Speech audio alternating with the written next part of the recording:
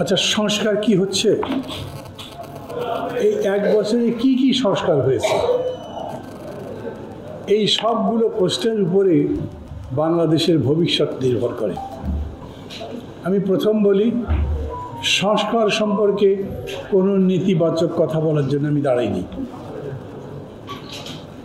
আমি যেহেতু ঐক্যমত্য কমিশনের ওই বৈঠকে যাই, মাঝে মাঝেই তো যাই, আগে রেগুলার যেতাম, এখন তো সবসময় যেতে পারি না। আমি বলবো যে এইখানে অনেক বিষয় যা আমরা যখন 31 দফা তৈরি করি একমত হওয়া যায়নি, এখন সেগুলিতে ঐক্যবদ্ধ হওয়া গেছে।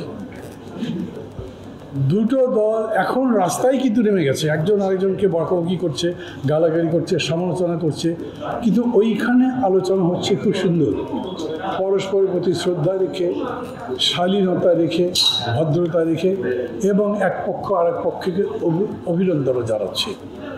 আমি মনে করি সেদিক থেকে কিছু অগ্রসর হয়েছে।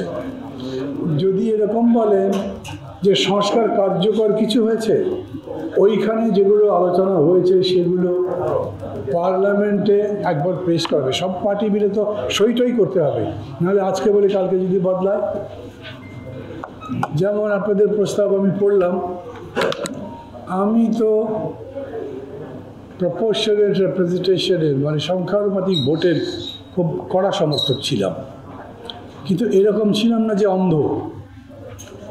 আমরা যাই আলোচনা করছি খেয়াল করবে এটা কেবল রাজপথে গরম গরম স্লোগান দেওয়ার পর্যায়ে নাই। এখন যে দিবস, যে অভ্যুত্থান পালন করতে, শ্রদ্ধা জানাতে আমরা এইখানেই সভা করছি, সেটা ছিল বিদ্রোহের, সেটা ছিল দ্রোহের, সেটা ছিল প্রতিবাদের, প্রতিরোধের। তাতে আমরা জিতেছি।